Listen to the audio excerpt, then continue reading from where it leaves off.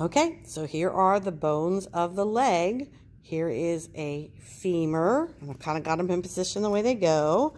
And here is a tibia, and there is the fibula. Now this time I have a left. I did a right arm, I'm doing a left leg. I can tell because this is where it's going to engage in the pelvis. And looking down here at the bottom, I can see this would be the front of the knee, especially if I turn it like that. It would be a very odd knee. Okay, so let's start with the femur. Up here at the top, we have the head of the femur, right there. And that's part where it narrows is the neck. And then we have these strange lumps on the back. Let me turn these over. These are called trochanters, and this one's bigger, so this one is the greater trochanter, and then this little one is the lesser trochanter. If you run your hand down the back of the femur, you will feel a raised ridge that runs all the way down, and that ridge is called the linea aspera. Okay, linea aspera. Then down here at the bottom, we have these two large rounded knobs. Let me turn it back over so we know our correct orientation. So since this is a left, this would be the medial side. That knob is the medial condyle. And over here on this side, this would be to the outside of the body. So this would be the lateral condyle.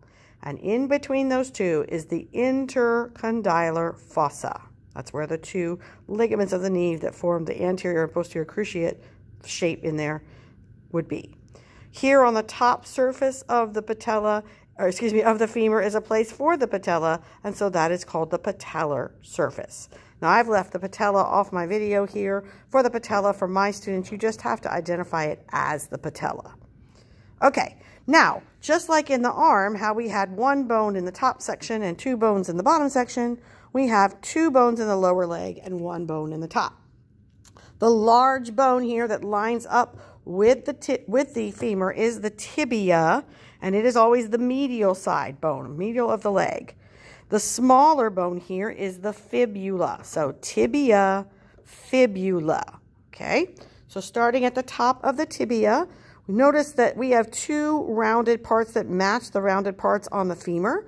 So these two are the medial condyle and lateral condyle of the tibia. Coming down the front, we have this rough bump.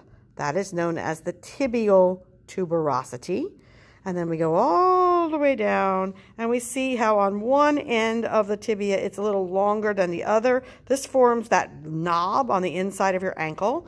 And since the tibia is always medial, this would be the medial malleolus. Okay?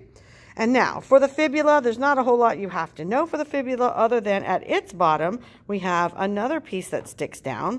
Turn this the right way. Okay, and this becomes the bump on the outside of your ankle known as the lateral malleolus.